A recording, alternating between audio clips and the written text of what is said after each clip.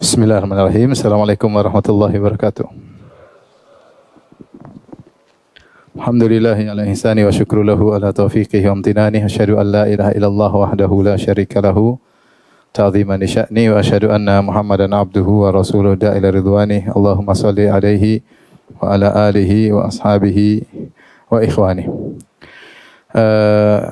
Hadirin dan hadirat para jamaah Masjid As-Sunnah Bintaro yang dirahmati oleh Allah Subhanahu wa taala. Kita lanjutkan pembahasan kita dari Syarah Al-Aqidah At-Tahawiyah. Pada kesempatan kita akan bahas tentang perbedaan antara nabi dan rasul ya. Secara umum ada khilaf di kalangan ahlu sunnah tentang apakah ada perbedaan antara nabi dan rasul. Ada dua pendapat. Pendapat pertama bahwasanya nabi dan rasul tidak ada perbedaan. Nabi dan rasul sama saja. Hanya penamaan nabi, nubbi ditinjau dari dia diberi wahyu. Adapun ursil ditinjau dari dia berdakwah ya. Tapi nabi dan rasul sama saja, tidak ada perbedaan. Ini pendapat segelintir ulama ahlu sunnah wal jamaah, tidak ada perbedaan. Ya, nubbi artinya diberi wahyu, ursil artinya diutus untuk kepada manusia. Ya, hanya sekedar perbedaan sisi sudut pandang. Disebut nabi sudut pandang dari ditinjau diberi wahyu, ursil ditinjau dari tugasnya untuk berdakwah. Namun pendapat yang kedua, pendapat mayoritas ulama bahwasanya ada perbedaan antara nabi dan rasul. Adapun dalilnya di antaranya seperti dalam surat Al-Hajj, Allah berfirman, "Wa arsalna min qablika min rasulin wala nabiyyin illa idza tamanna alqa syaitan," dan seterusnya. Allah berfirman, "Wa arsalna min qablika," tidaklah kami mengutus sebelum engkau, min rasulin wala nabiyyin, tidaklah kami mengutus sebelum engkau seorang rasul dan juga tidak seorang nabi. Di sini Allah menyebutkan rasul dan nabi. Dan asalnya ketika ada al-ataf ya, digandengkan ya, nabi dan rasul berarti dua hal yang berbeda, dua hal yang berbeda. Rasul beda, nabi beda. Makanya Allah mengatakan, tidaklah kami utus sebelum engkau wahai Muhammad baik rasul ataupun nabi. Berarti rasul beda, nabi beda, karena Allah membedakan antara satu dengan yang lainnya. Kemudian dalil yang lain, Nabi Adam tidak ada yang ragu dia adalah nabiyun mukallam. Dalam hadis disebutkan Adam adalah nabiyun mukallam, yaitu nabi yang diajak berbicara oleh Allah Subhanahu wa taala. Namun ternyata Adam bukanlah rasul. Adam bukanlah apa? Rasul ya. Makanya rasul yang pertama Nabi Nuh alaihissalam. Dalam hadis yang masyhur, hadis syafaat, ketika orang-orang pergi kepada Nabi Adam, Adam tidak bisa beri syafaat, minta uzur, kemudian mereka pergi kepada Nabi Nuh. Kata mereka, "Ya Nuh, anta awwalur rasul ila ahlil ard." Engkau adalah rasul yang pertama yang diutus kepada penghuni bumi. Padahal antara Adam dan Nuh ada 10 kurun. Tentu ada nabi-nabi yang lainnya antara Adam dengan Nuh. Sehingga rasul yang pertama adalah Nabi Nuh, dan Adam bukan rasul, dia nabi. Ya, sehingga di sini kita ketahui bahwasanya ada beda antara nabi dan rasul. Karena dalam hadis jelas, "Anta awwalur rasul ila ahlil ard." Wahai Nuh, engkau adalah rasul pertama yang Allah utus kepada penghuni bumi. Ya. Adapun Adam alaihissalam dia hanyalah mukallam. Makanya ulul azmi minar rusul hasbir kama sabara ulul azmi minar rusul. Ulul azmi minar rusul tidak termasuk Adam. Ya, Nuh, kemudian siapa? Ibrahim, Musa, Isa, Muhammad sallallahu alaihi wasallam. Ya, Nuh tidak termasuk karena Adam tidak termasuk karena Adam alaihissalam adalah seorang apa? Nabi, bukan rasul. Kemudian juga dalil-dalil datang dalam hadis. Ini ada khilaf tentang kesahihannya. Tapi dibedakan antara jumlah rasul dengan jumlah nabi. Jumlah nabi lebih banyak daripada jumlah apa? Rasul. Kaidah intinya, setiap rasul pasti nabi, setiap nabi belum tentu apa? Rasul. Ya, kalau kita bikin himpunan, maka kita katakan ini nabi, para nabi, kemudian dalamnya ada apa? Rasul. Ya. Bahwanya setiap rasul pasti nabi, namun tidak setiap nabi pasti apa? Rasul. Ada nabi yang bukan rasul. Timbul pertanyaan, apa perbedaan antara nabi dan rasul? Maka ini khilaf di kalangan para ulama ahli sunnah yang membedakan antara nabi dan rasul. Ada banyak pendapat, namun ini semua perkara ijtihadiyah, tidak ada dalil yang kuat yang nas dalam hal ini sehingga timbul beberapa pendapat. Di antaranya yang masyhur 3 pendapat. Pendapat pertama mengatakan nabi adalah yang diutus untuk dirinya sendiri, tidak untuk mendakwakan orang lain. Itu nabi. Adapun rasul maka untuk berdakwah kepada orang lain. Ini pendapat pertama. Nabi hanya untuk dirinya, wahyu. Allah kasih wahyu, tapi untuk dirinya sendiri. Rasul, Allah kasih wahyu untuk berdakwah kepada orang lain. Namun pendapat ini dikritiki. Bagaimana Nabi tidak berdakwah? Sedangkan ulama saja disuruh apa? Berdakwah. Ulama saja disuruh apa? Berdakwah. Dan Rasulullah berkata, al ulama warasatul anbiya. Para nabi, para ulama pewaris para nabi. Kalau ulama saja tidak berdakwah ditegur, dicela ya, ya kan? Harus amar ma'ruf nahi mungkar, harus menyampaikan ya. Bagaimana lagi dengan para nabi? Tapi ini pendapat pertama, nabi hanya diberi wahyu, tidak disuruh dakwah. Mereka contohkan seperti Nabi Adam alaihissalam. Nabi Adam ya buat diri sendiri ya. Adapun Nabi Nuh untuk manusia ketika itu. Pendapat kedua yang mengatakan bahwasanya nabi tidak diturunkan kepadanya syariat khusus, berbeda dengan Rasul. Rasul diturunkan syariat khusus. Artinya Nabi hanya mengikuti syariat Rasul sebelumnya. Nabi hanya mengikuti syariat Rasul apa? Sebelumnya. Adapun Rasul diturunkan syariat khusus buat dia. Setiap Rasul diturunkan syariat khusus. Ini pendapat cukup kuat ya. Tetapi pendapat ini juga dikritik. Kenapa? Karena Nabi Harun alaihissalam dia juga seorang Rasul. Harun ya juga seorang Rasul bersama Nabi Muhammad, bersama Nabi Musa. Padahal wahyu diturunkan kepada Nabi Musa. Wahyu diturunkan kepada Nabi Musa, Nabi Harun tidak diturunkan Taurat. Taurat diturunkan kepada siapa? Nabi Musa ya. Dan Harun Rasul meskipun tidak diturunkan kepadanya syariat khusus. Jadi pendapat dua juga dikritiki. Pendapat ketiga yang kalau tidak salah dipilih Syekh Islam Ibnu Taimiyah bahwasanya Nabi secara umum diutus kepada kaumin muwafiqin, kepada kaum yang secara umum sudah beriman. Ya, secara umum sudah beriman, hanya saja perlu dibenahi. Ya, perlu dibenahi. Ya. Makanya setelah Nabi Musa banyak nabi-nabi yang kemudian diutus kepada Bani Israel, yang Bani Israel pada asalnya sudah beriman. Adapun Rasul diutus kepada kaumin mukhalifin, kepada kaum yang menentang, yang tidak bertauhid. Saya hanya sebutkan ini sekedar beberapa pendapat. Tentu ada pendapat-pendapat juga yang lain, tetapi tidak ada nas dalam hal ini. Allah alam bisawab, yang penting pendapat yang lebih kuat ada beda antara Nabi dan Rasul lebih mulia daripada apa? Nabi. Setiap Rasul pasti Nabi dan tidak semua Nabi adalah apa? Rasul. Baik. Kita bahas pembahasan inti pada malam hari ini. At-Tahawi rahimahullah berkata, wa innahu khatamul anbiya. Wa innahu khatamul anbiya.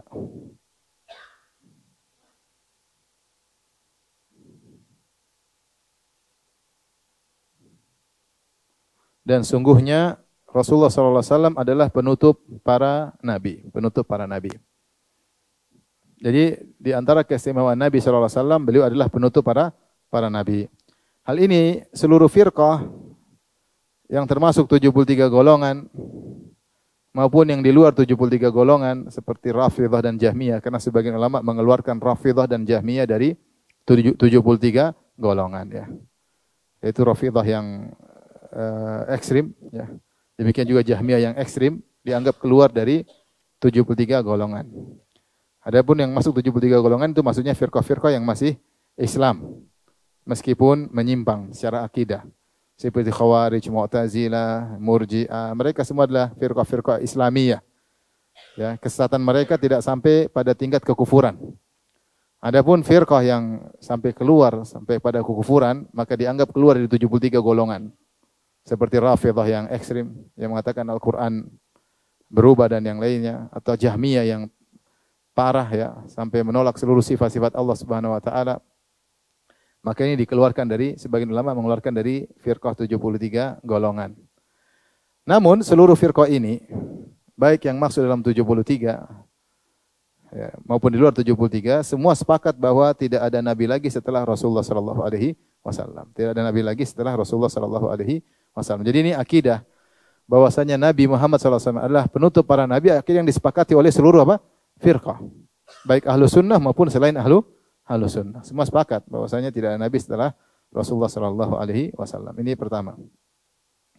Yang kedua, ikhwan dan akhwat yang dirahmati Allah Subhanahu wa taala, ada konsekuensi dari bahwasanya Nabi sallallahu alaihi wasallam adalah nabi terakhir. Nabi sallallahu alaihi wasallam nabi terakhir. Apa konsekuensinya? Pertama, nabi tersebut dia harus diutus untuk seluruh umat manusia. Karena nabi-nabi sebelumnya diutus kepada kaumnya secara khusus. Wa kanal anbiya'u qabli bu'itsu ila qaumihim khassah. Adapun nabi-nabi sebelumku, kata Rasulullah SAW, diutus kepada kaumnya secara khusus. Wa bu'itsu ila nasi kaffah. Adapun aku diutus kepada seluruh manusia. Karena dia nabi terakhir, maka harus diutus kepada seluruh umat apa? Manusia. Ini konsekuensi logis. Ya, karena dia nabi terakhir berarti harus kepada seluruh umat manusia. Kalau dia hanya diutus kepada sebagian umat berarti butuh nabi lain lagi. Dan seterusnya. Harus ada nabi penutup dan konsekuensinya dia harus diutus kepada seluruh umat apa? Manusia. Konsekuensi kedua, syariatnya harus sempurna. Syariatnya harus sempurna. Karena dia tidak butuh syariat nabi yang lain. Logika sederhana, paham? Syariatnya harus apa? Sempurna. Karena dia tidak butuh kepada syariat nabi yang lain. Dan ini Allah berfirman, Al-yauma akmaltu lakum dinakum. Pada hari ini aku telah sempurnakan bagi kalian agama kalian. Jadi syariatnya harus sempurna. Sehingga syariatnya tersebut memansuhkan syariat-syariat yang lalu, yang sebelumnya.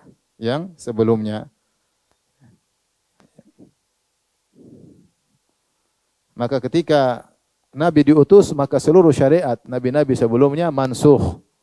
Maka harus berhukum kepada syariat yang terbaru, yang sempurna. Makanya ketika Umar bin Khattab radhiyallahu anhu membaca lembaran dari kitab suci umat terdahulu, maka Rasulullah marah. Kata Rasulullah SAW, mutahawwikuna anta ya ibn al-Khattab. Wallahi law kana Musa hayyan ma wasi'u ila tibai. Apakah engkau ragu, wahai Umar? Ya. Apakah kau bingung, wahai Umar? Tahawuk bisa artinya ragu, bisa artinya mutahayyir. Apakah engkau bingung, wahai Umar? Atau kau ragu, wahai Umar? Apakah tidak cukup bagimu Al-Quran saja? Kenapa harus baca dari kitab suci terdahulu? Demi Allah, seandainya Musa masih hidup, maka tidak boleh bagi dia kecuali ikut aku. Yang kau baca Taurat itu kan dari Nabi Musa. Seandainya sang pemilik Taurat yang diturunkan kepadanya Taurat, Musa alaihissalam masih hidup, dia pasti ikut apa? Ikut aku. Maka ngapain baca Taurat? Oleh karenanya para ulama mengatakan tidak boleh membaca Taurat dan Injil dalam rangka mencari hidayah, enggak boleh. Karena hidayah dalam Islam sudah apa? Cukup. Kalau dalam rangka mengkritik, studi banding, oke. Ya. Perbandingan agama boleh. Tapi kalau mencari hidayah tidak perlu. Karena Al-Quran dan Sunnah sudah apa? Cukup. Maka Umar ditegur oleh Nabi karena Nabi khawatir Umar mencari hidayah dari Taurat tersebut, maka Rasulullah tegur dengan keras. Sehingga datangnya Al-Quran memansuhkan kitab-kitab sebelumnya. Ya. Kemudian syariat tersebut tidak bisa dimansuhkan lagi, tidak bisa direvisi lagi. Ini konsekuensi Nabi terakhir. Kalau ternyata syariat Rasulullah masih bisa direvisi, berarti dia bukan Nabi terakhir. Paham? Logis sekali. Kalau Nabi terakhir berarti syariatnya tidak mungkin direvisi. Akan berlaku setiap zaman dan setiap tempat. Akan berlaku untuk seluruh zaman dan seluruh apa? Tempat. Fi kulli zaman wa makan. Karena dia adalah Nabi terakhir. Maka syariatnya harus berlaku sampai hari kiamat. Karenanya ketika Nabi Isa pun diturunkan di akhir zaman, Nabi Isa alaihissalam berhukum dengan hukum Rasulullah sallallahu alaihi wasallam. Nabi Isa punya syariat sendiri enggak? Punya syariat sendiri, diturunkan kepada dia Injil. Tetapi ketika dia diturunkan di akhir zaman, dia berhukum dengan hukum syariat Nabi Muhammad sallallahu alaihi wasallam. Dia tidak merevisi hukum-hukum Nabi Muhammad sallallahu alaihi wasallam. Oleh karenanya di antara hikmah Muhammad sallallahu alaihi wasallam adalah nabi terakhir, sudah kita singgung pada pertemuan kemarin.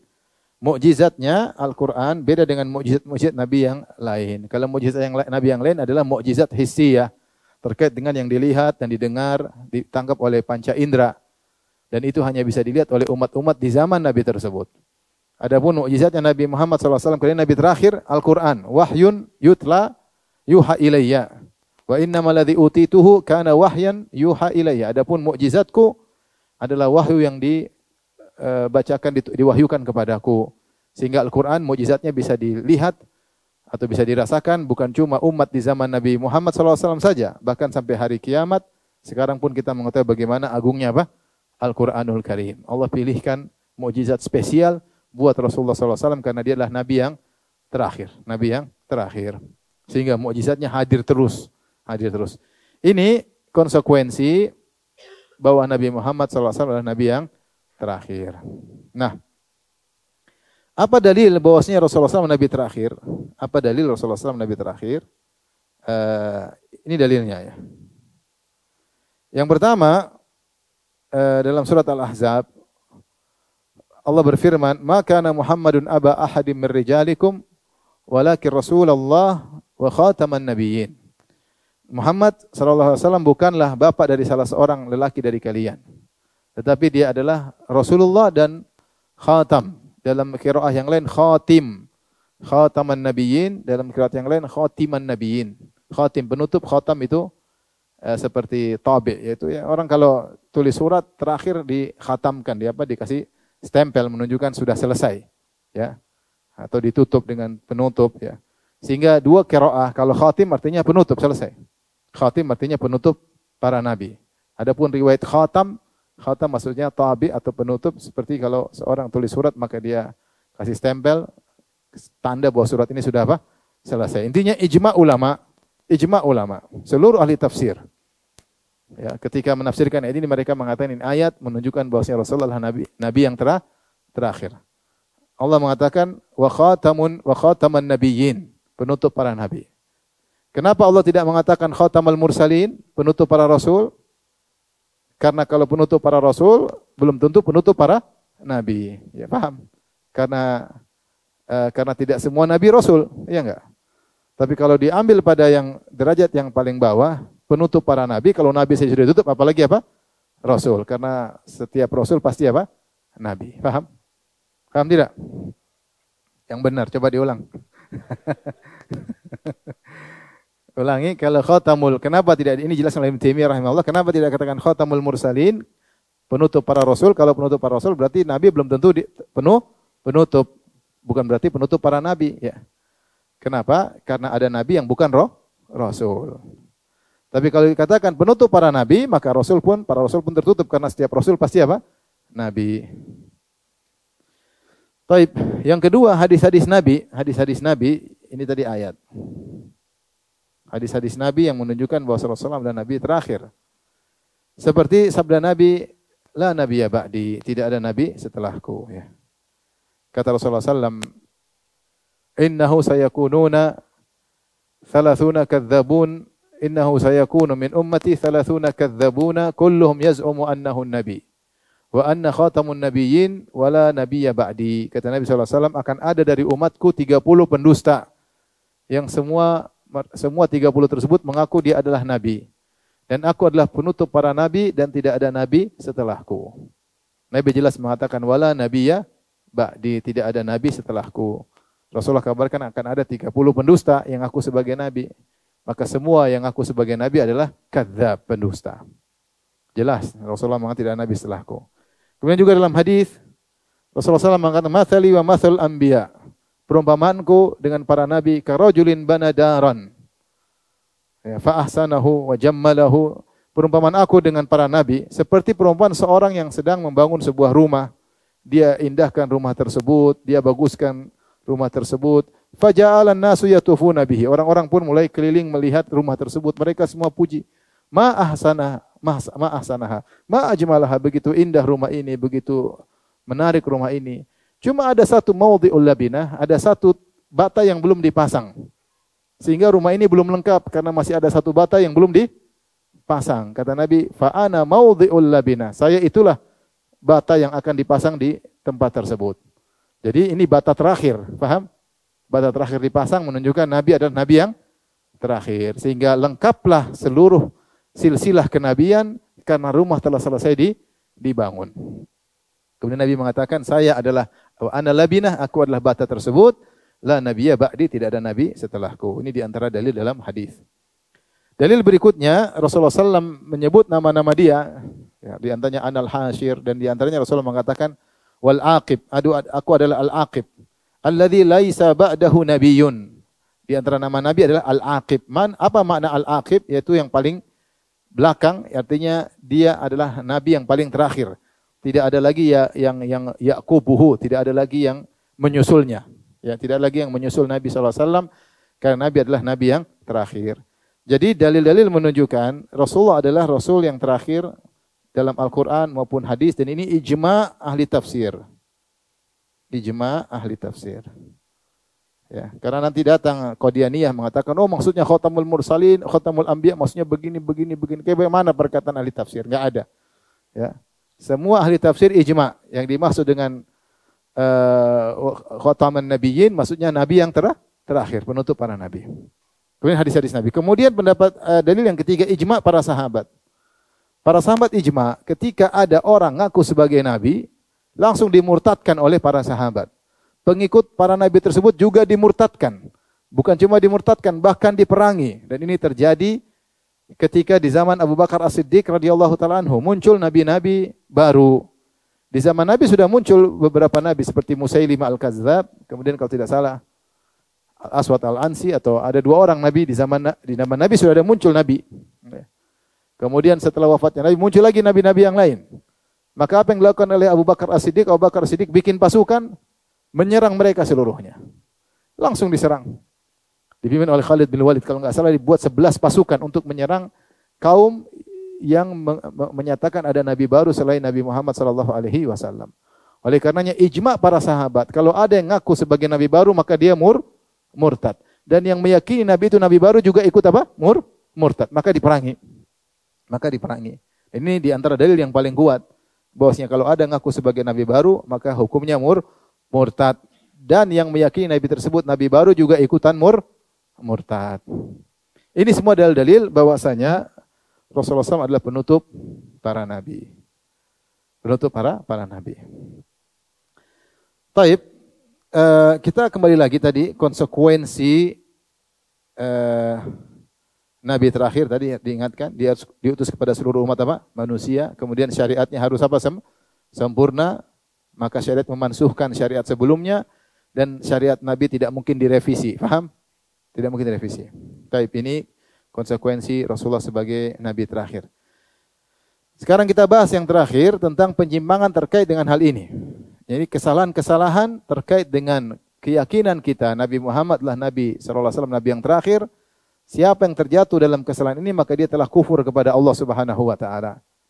Karena wajib bagi kita mengimani Nabi Muhammad bukan sebagai seorang rasul saja, tetapi sebagai nabi yang terakhir, nabi yang terakhir. Siapa yang mengingkari hal ini, menyelisih konsekuensinya, maka dia telah kafir. Tapi di antara hal-hal tersebut, saya sebutkan ada 9 ya. Di antaranya, pertama meyakini ada nabi baru. Meyakini nabi baru ada 2 model. Pertama, meyakini nabi tersebut menjadi nabi bersama Rasulullah, yaitu Allah men-share kenabian kepada Muhammad dan kepada selain apa? Muhammad. Allah men-share kenabian kepada Nabi Muhammad, kepada selain Muhammad. Seperti yang diyakini oleh para pengikut Musailimah. Makanya saya katakan pengikut Musailimah Al-Kadzdzab. Musailimah Al-Kadzdzab, ya, dia dari Banu Hanifah. Dan Banu Hanifah senang punya nabi baru. Namanya Musailimah apa? Al-Kadzdzab. Dia tidak mengingkari kenabian Nabi Muhammad. Dia bilang Muhammad nabi juga. Kita juga punya nabi. Muhammad buat Quraisy, Musailimah buat Banu Hanifah. Sehingga dia menganggap bahwasanya kenabian di-share oleh Allah bukan cuma untuk Muhammad saja, tapi di-share juga kepada selain apa? Muhammad. Siapa yang meyakini demikian, maka murtad. Makanya diserang oleh Abu Bakar As-Siddiq sampai terjadi perang besar-besaran. Pengikut dia Musailimah Al-Kadzdzab siap mati syahid. Dan jumlah mereka kurang lebih 40 sampai 50 ribu pasukan. Dan ini di antara pasukan yang paling berat dilawan oleh Khalid bin Walid. Sampai Khalid bin Walid pun berdarah-darah sampai terluka. Karena sulitnya berhadapan dengan pasukannya Musailimah Al-Kadzdzab. Kenapa? Karena pasukannya juga pasukan berani mati karena ingin mati syahid. Jadi sama-sama ingin mati apa? Syahid. Berat. Yang satu mati syahid membela Rasulullah SAW, yang satu mati syahid membela Musailimah Al-Kadzdzab. mati sangit ya.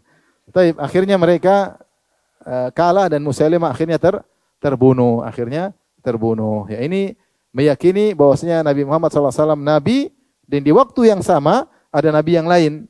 Mereka yakini. Jadi Musailimah Al-Kadzdzab ini sudah muncul sejak zaman Rasulullah SAW. Kata dia, Muhammad kau buat Quraisy, adapun aku buat kaumku Bani Hanifah. Cuma Rasulullah SAW lebih meninggal di luar. Ini juga kekufuran. Model kedua, Nabi penerus setelah Rasulullah SAW. Ini contohnya Qadianiyah. Contohnya apa?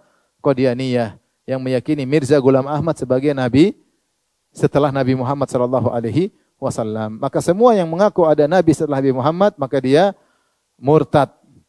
Dia mengaku dia Nabi setelah Nabi Muhammad, maka dia murtad. Dan yang meyakini dia adalah Nabi setelah Nabi Muhammad juga murtad. Ya. Ya, karena yang dihadapi oleh Abu Bakar As-Siddiq bukan cuma Musailimah, ada nabi-nabi yang lain lagi. Ada nabi-nabi yang lain setelah Musailimah yang juga semua diperangi oleh Abu Bakar As-Siddiq radhiyallahu taala anhu, dijihadi. Jadi para sahabat berjihad melawan mereka ya karena mereka telah murtad. Karena mereka telah murtad. Dan betapa banyak orang ngaku-ngaku sebagai apa? Sebagai nabi.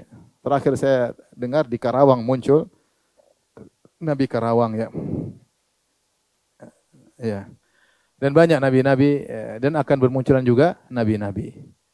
Maka siapa yang mengaku sebagai nabi maka dia telah kafir dan yang mengikutinya juga kafir. Ini kesalahan yang pertama. Kesalahan yang kedua, meyakini bahwasanya Jibril masih menyampaikan wahyu. Meyakini Jibril masih menyampaikan wahyu kepada dia. Ya.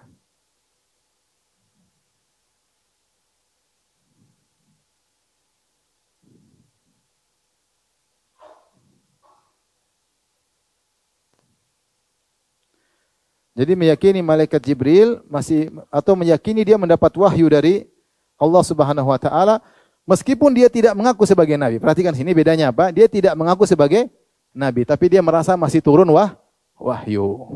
Dia masih merasa turun wahyu. Dan ini juga kekufuran. Al-Qadhi Iyad dalam kitabnya Syifa bi Ta'rif Huquqil Mustafa dia mengatakan wa kadzalika man da'a minhum annahu yuha ilaihi wa illam yadda'in nubuwah. Demikian juga kalau ada orang yang mengaku-ngaku dia diberi wahyu, apakah langsung dari Allah ataukah melalui perantara malaikat apa? Jibril. Maka meskipun dia tidak ngaku sebagai nabi, dia juga murtad. Karena menerima wahyu ya sama jadi apa nabi. Setelah Rasulullah SAW meninggal, maka wahyu terputus. Wahyu terputus. Datang dalam banyak dalil seperti perkataan Umar Ibn Khattab dalam Sahih Bukhari, dia mengatakan, "Kana an-nasu yu'khaduna bil wahyi fi ahdi Rasulillah sallallahu alaihi wasallam." Dulu orang-orang dibongkar dipermalukan di zaman Nabi dengan wahyu. Orang munafik dibongkar oleh Allah Subhanahu wa taala dengan apa? Wahyu.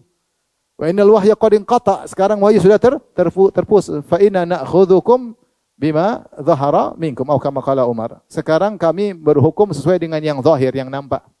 Kalau dulu ada wahyu, kita tunggu wahyu turun, ya sudah kita terima. Sekarang wahyu sudah terputus. Kalau gitu kita hanya berhukum yang zahir. Berarti Umar mengatakan wahyu terputus. Kalau wahyu terputus, tidak ada lagi Allah bicara sama manusia. Paham? Tidak ada Allah kasih wahyu kepada manusia. Apakah langsung Allah bicara dengan manusia atau lewat malaikat Jibril? Jadi kalau orang bilang, Allah kirim surat sama saya lewat Jibril, kafir kamu. Ini kekufuran. Paham? Saya bukan nabi, iya, tapi itu kekhususan nabi. Yang diberi wahyu itu khususnya apa? Nabi. Meskipun kau tidak ngaku nabi, tetap saja kau telah mengaku nabi. Karena yang diberi wahyu itu namanya apa? Nabi. Paham? Baik. Di antara dalil bahwasanya wahyu telah terputus seperti dalam Sahih Muslim, ya. Abu Bakar berkata kepada Umar, "Intaliq bina ila ummi Aiman." Wahai Umar, ayo kita pergi ke Ummu Aiman. Nazuruhu kama kana Rasulullah sallam yazuruha. Kita ziarahi Ummu Aiman sebagaimana Rasulullah SAW ketika masih hidup suka menziarahi Ummu Aiman. Ummu Aiman itu yang dulu merawat Nabi SAW. Falamma intahaina ilaiha bakat. Tatkala kami sampai kepada Ummu Aiman, dia pun menangis. Faqala laha, maka Abu Bakar dan Umar berkata, "Ma yubkiki, apa yang membuat engkau menangis wahai Ummu Aiman? Ma indallahi khairun li Rasulillah sallallahu alaihi wasallam." Enggak usah nangis, Rasulullah SAW sekarang lebih baik kondisinya daripada ketika dia masih apa? Hidup. Yang Allah siapkan buat Nabi lebih baik. Jadi tidak usah bersedih. Faqalat, maka Ummu Aiman berkata, ma abki alla akuna a'lam anna ma indallahi khairun li Rasulillah sallallahu alaihi wasallam. Aku bukan menangis karena tidak tahu apa yang Allah siapkan bagi Nabi lebih baik, bukan karena itu. Walakin abki annal wahya qad inqata'a minas sama'. Tetapi aku menangis karena wahyu telah terputus dari apa? Langit, ya. Mereka dulu bahagia kalau ada Al-Qur'an turun. Ayukum zadatu hadhi imana. Siapa yang terkadang iman tambah. Setiap ada ayat turun mereka bertanya siapa yang imannya apa?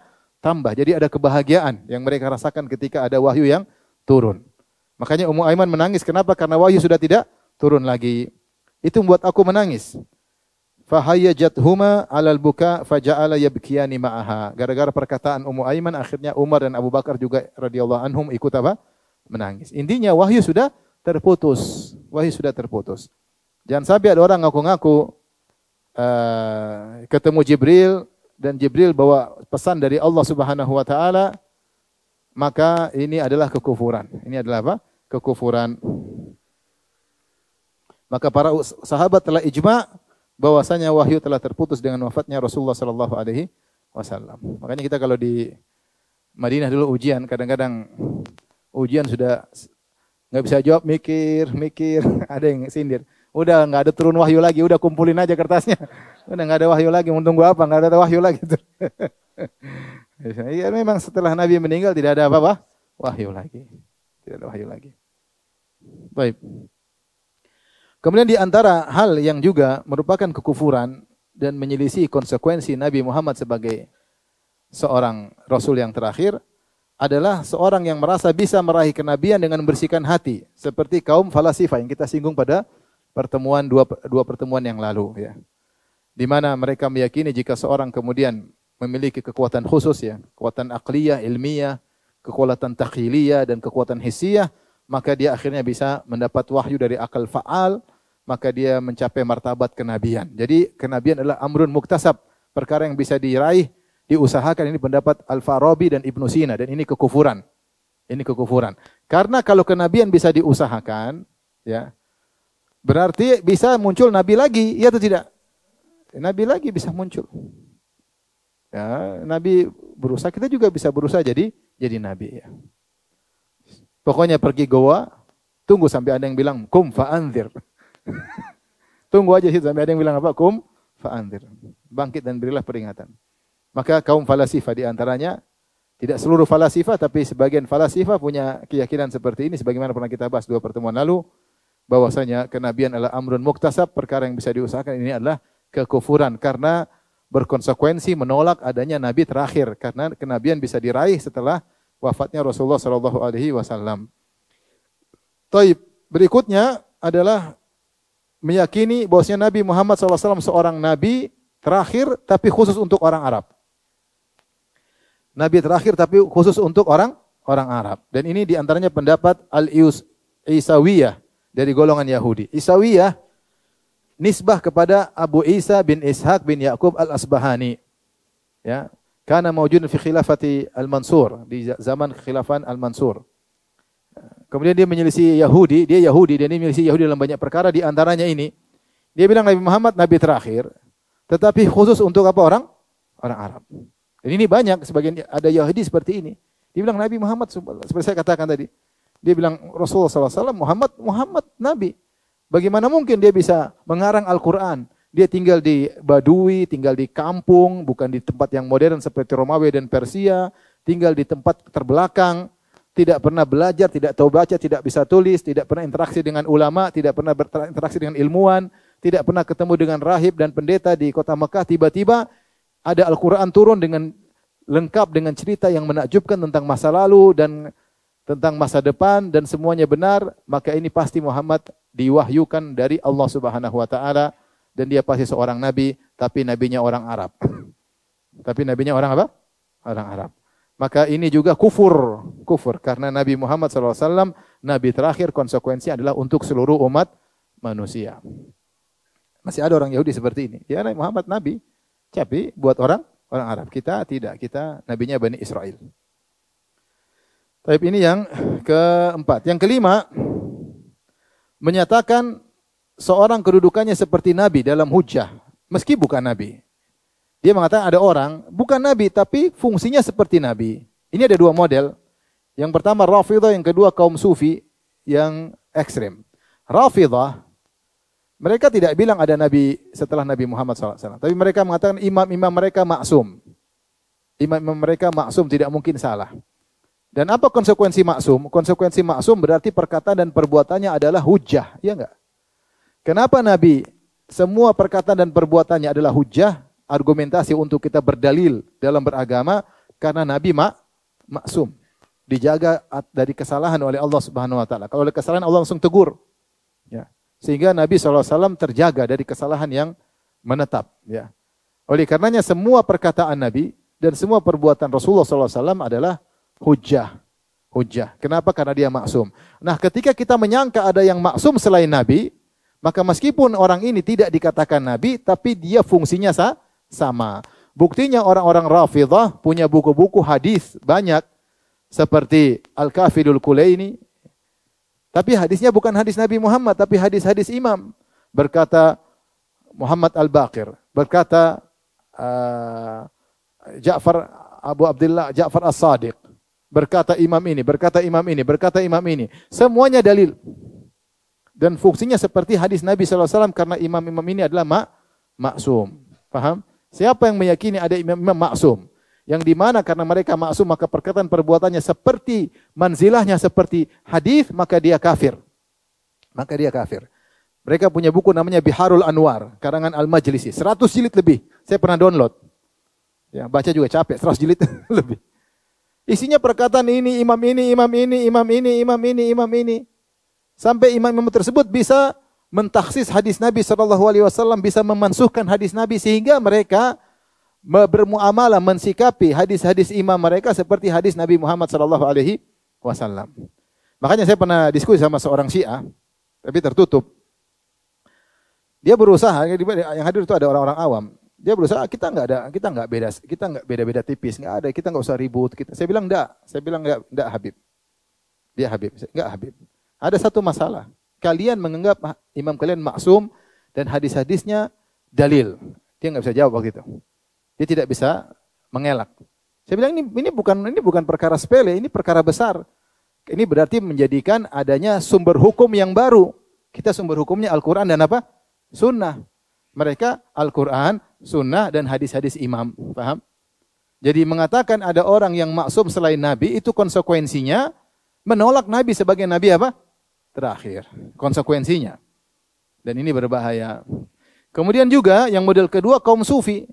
Yang meyakini kiainya atau walinya maksum. Sama. Apa bedanya? Ini terpengaruh dengan akidah orang Syiah. Terpengaruh akidahnya orang Syiah. Oh ini nggak mungkin salah. Berarti apa yang dilakukan semuanya benar. Nah, ini berarti lama-lama perbuatan dia dijadikan apa? Hujjah. Karena ini wali nggak mungkin salah. Maka apa yang dia lakukan pasti apa? Pasti benar. Nah, ketika apa yang dilakukan dia dijadikan argumentasi sebagaimana hadis-hadis Nabi, maka ini sudah mendudukan wali tersebut sebagaimana kedudukan Rasulullah sallallahu alaihi wasallam. Maka ini juga mengkonsekuensikan kekafiran. Ini bukan perkataan saya bacakan. Perkataan Al-Qadhi Iyad.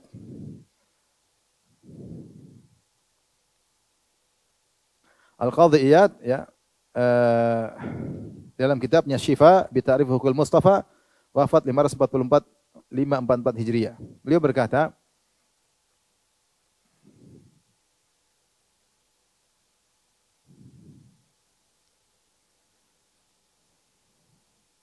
wa kadzalika man idda'a nubuwata ahadin ma'a nabiyyina sallallahu alaihi wasallam ba'dahu ya. Dan demikian juga orang mengaku-ngaku ya tentang kenabian seseorang setelah Rasulullah sallallahu alaihi wasallam. Setelah Nabi sallallahu alaihi wasallam. Kal Isawiyah minal Yahud al-qailina bi takhsisi risalatihi ila al-Arab. Seperti Isawiyah yang mengatakan bahwasanya ya risalahnya kepada orang Arab, kemudian dan yang lainnya.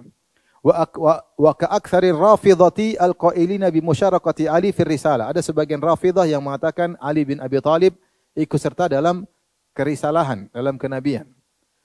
Wa ba'dahu fakadzalika kullu imamin inda haula'i yaqumu maqamahu. Ini perkataan Al-Qadhi Iyad. Demikian juga Di sisi Rafidhah setiap imam dari imam-imam mereka menduduki kedudukan Nabi sallallahu alaihi wasallam fin nubuwah wal hujjah, dalam kenabian dan al-hujjah, karena mereka meyakini imam mereka adalah adalah dalil karena maksum, ya. Kemudian beliau juga berkata, au manidda an-nubuwata li nafsihi, atau seorang mengaku dia adalah nabi. Au jawwaza iktisabaha wal bulugha bi safa'il qalbi ila martabatiha kal falasifah. Seperti orang meyakini bahwasanya bisa meraih kenabian dengan mensucikan hati, seperti kaum falasifah yang tadi kita singgung. Ya, yang kita tadi singgung. Wa gulatil mutasawwifah, demikian juga orang-orang dari kalam dari para sufiyah yang mereka mengatakan haddatsani rabbi. Ya. Sungguhnya haddatsani qalbi an rabbi, sungguhnya hatiku telah menyampaikan kepadaku dari Allah. Jadi Allah kasih wahyu kepada hatinya menyampaikan kepada dia. Ini sama. Ini namanya wahyu juga, ya. Ini perkataan siapa namanya? Al-Qadhiyah. Jadi Qadhiyah mengatakan yang menjadikan imam-imam kedudukannya seperti hujjah seperti Rasulullah, maka juga telah apa? Kafir. Taib, ini yang kelima.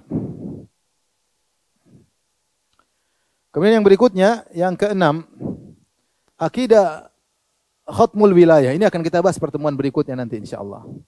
Khatmul wilayah ini dibawa pertama kali Al-Hakim At-Tirmidzi, ya, dalam kitabnya Khatmul Wilayah.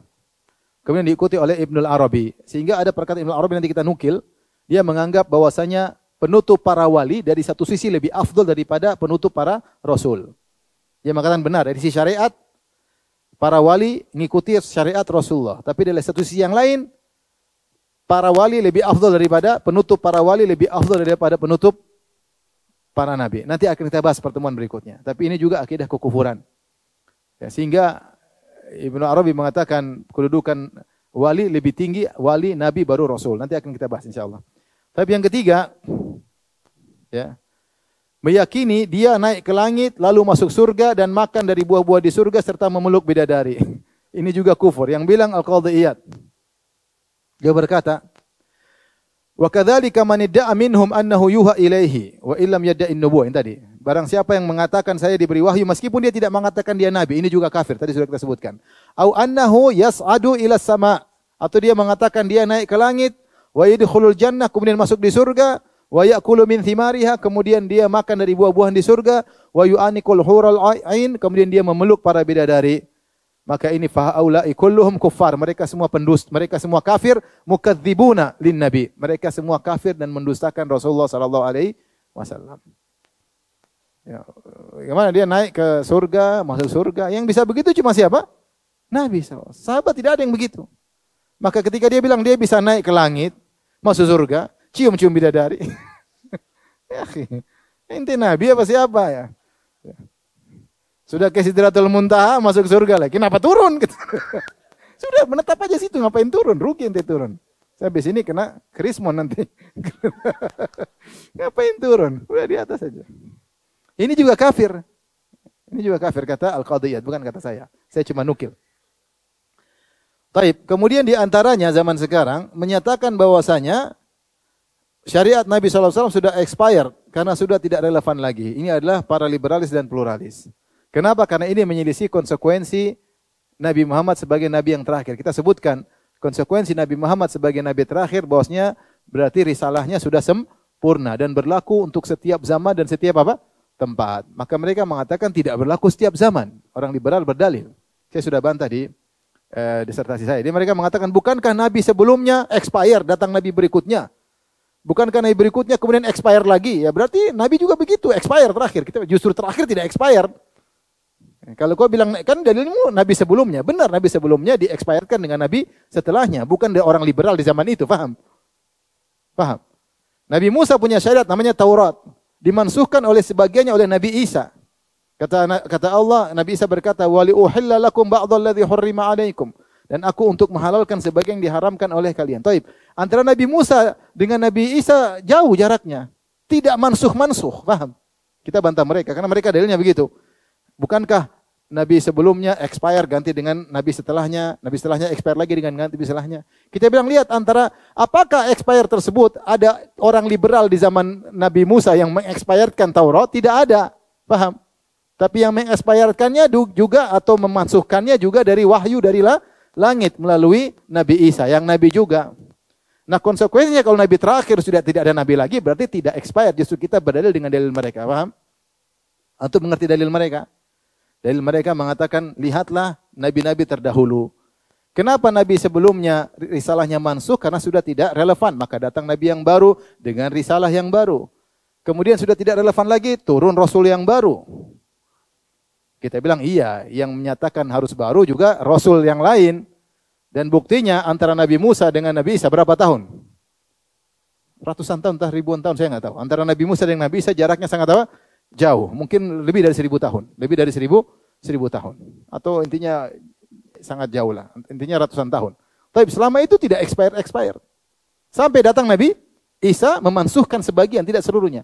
Itu pun wahyu dari Allah Subhanahu wa taala. Maka untuk memansuhkan syariat seorang nabi butuh nabi yang lain. Nah, kalau Nabi Muhammad SAW ada nabi selain Nabi Muhammad, maka boleh memansuhkan. Tapi sudah tidak ada nabi kecuali Nabi Muhammad. Berarti konsekuensinya syariat nabi harus berlanjut sampai hari kiamat. Datang orang-orang liberal, mereka mengatakan syariat Nabi Muhammad tidak relevan lagi dengan segudang syubhat di kepala mereka. Segudang syubhat. Nggak usah kita bahas syubhatnya, nanti antum terkontaminasi. Intinya sesat, paham? Intinya sesat. Jadi yang mengatakan bahwasanya syariat Rasulullah SAW sudah expired, maka kita butuh ijtihad. Kata mereka, kita butuh ijtihad buat hukum yang baru, yang relevan dengan makna-makna umum yang ada dalam Al-Quran. Jadi kita harus ijtihad bikin hukum baru. Subhanallah, mana hukum yang kalian ijtihadkan itu? Mana? Yang kata kalian sudah relevan dengan zaman sekarang. Ternyata hukum-hukum yang mereka ijtihadkan, homoseksual halal. Itu relevan dengan zaman kita. Ya. Ternyata perempuan boleh menceraikan laki-laki. Itu relevan dengan zaman kita. Hancur ini rumah tangga kalau perempuan bisa menceraikan apa? Laki-laki. Sehari diceraikan 3 kali. Suami. Itu yang katanya relevan. Apalagi relevan zaman sekarang. Kata mereka, jilbab sudah tidak wajib. Boleh buka jilbab. Jilbab adalah pakaian kesopanan sesuai dengan lokasi masing-masing. Kalau lagi olahraga ya pakaian olahraga, itu jilbabnya. Di kantor ya pakai pakaian yang terbuka rambutnya, terbuka kakinya. Tapi kalau di pantai, bikini jilbabnya dong. Lah iya katanya sesuai dengan lokasi masing-masing. Rusak seperti ini. Boleh nikah sejenis. Taib. Ini relevan dengan zaman sekarang. Kalau laki-laki dicerai harus ada masa iddahnya. 120 hari. Bahlul. Itu katanya relevan. Mana ijtihad kalian yang katanya relevan dengan zaman sekarang? Ngawur. Ngawur. Jika mereka mencela Imam Syafi'i katanya bikin kaidah-kaidah dalam buku lintas fikih lintas agama. Mereka cela Imam Syafi'i. Saya nukil dalam serta saya. Mereka kejam orang liberal itu ya. Ingin merusak moral dan agama ya. Karena mereka dibiayai oleh orang-orang non-muslim. Taib. Kemudian juga misalnya meyakini bahwa ahlul kitab masih boleh berpegang dengan syariat nabi mereka masing-masing. Ini juga bertentangan dengan konsekuensi nabi sebagai nabi apa? Terakhir. Ya, karena nabi terakhir konsekuensinya harus diutus kepada seluruh umat apa? Manusia. Dan risalah dia memasukkan yang sebelumnya. Kalau begini caranya berarti semua masing-masing agama menjalankan agamanya masing-masing dan semua masuk surga. Kata mereka namanya agama Ibrahimiyah. Yahudi oke. Nasrani apa? Oke, Islam oke. Terserah mau yang mana, boleh semuanya karena ini semua adalah agama Ibrahimiyah. Ini semua 9 perkara ya membatalkan Nabi sebagai Nabi terakhir sallallahu alaihi wasallam. Siapa yang terjerumus salah satu di antaranya 9 perkara ini, maka dia dihukumi secara perbuatannya adalah perbuatan kekufuran. Perbuatan apa? Kekufuran. Tapi demikian saja. Wabillahi taufiq wal hidayah. Assalamualaikum warahmatullahi wabarakatuh.